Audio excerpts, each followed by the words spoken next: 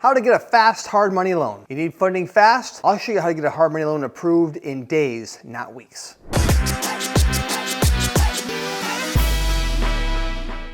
If you have a deal on the line and time is ticking, well, this video is for you. I'll walk you through how experienced investors move quickly and what slows beginners down when they're applying for hard money. By the end of this video, you're gonna know exactly what lenders need, how to present your deal fast, and how to avoid red flags to get your deal funded fast. All right, this is pretty simple. This is what lenders need. They need the deal details. Now, number one, I'm gonna assume that you have decent credit.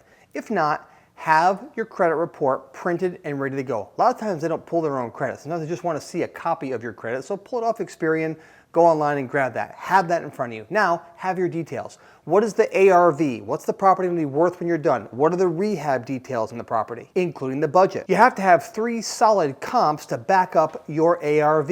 And then what is your exit strategy? Do you plan to sell this flip or do you plan to refinance to pay off the hard money lender? They have to know all those details up front, so don't show up looking like a bumbling idiot going, I don't know, I'm not sure what I'm going to do. You have to know what you're doing if you want to borrow money and borrow money fast. Speed and organization builds confidence with your lenders.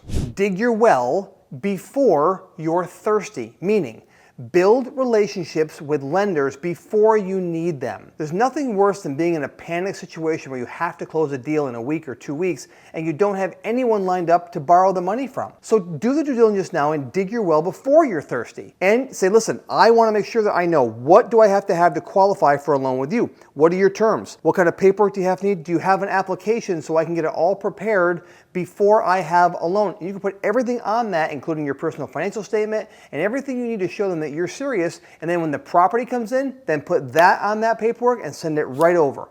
Look professional, act professional, you'll be treated like a professional. As soon as you're pre-approved for this loan, you want to dive right in and get them the remaining paperwork they need. One is all your entity documentation, all the state paperwork and everything to prove that you have a separate entity. And by the way, if you don't have your own LLC, go get one. If you have to learn more about that, watch the videos here on our channel. It's really important to have your act together when it comes to that. Make sure you have your insurance information all lined up with the basic requirements that they need. Don't go back and forth. Find out in advance what they need for insurance requirements and get that on the documents the first time you turn them in. Again, make sure that you have a personal financial statement ready at all times. It shows what you are worth. I don't care if it's not much money. Show them that you track your numbers even if they're small. And you're going to want to have a scope of work all laid out for that property. The more you can show up showing them that you have your act together and the speed at which you operate, they will usually match your speed and you can get that deal that much faster. What rookies do is go, I have half the application, I have some of that paperwork, I have a little bit of this, a little bit of that, and they try and piecemeal the application together.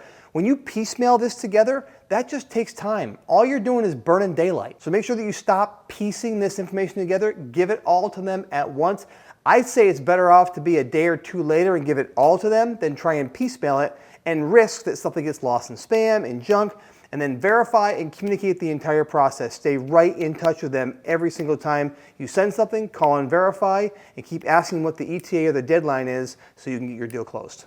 One of the biggest mistakes people make is they overshoot their numbers. They make the ARV too high, they make the comps not the right comps in the right neighborhood, or they make mistakes on the repairs or the renovation costs. And the bottom line is that when you make those mistakes, it just continues to delay the process. Your job is to make their job easy. And I'll tell you this, be Shark Tank ready.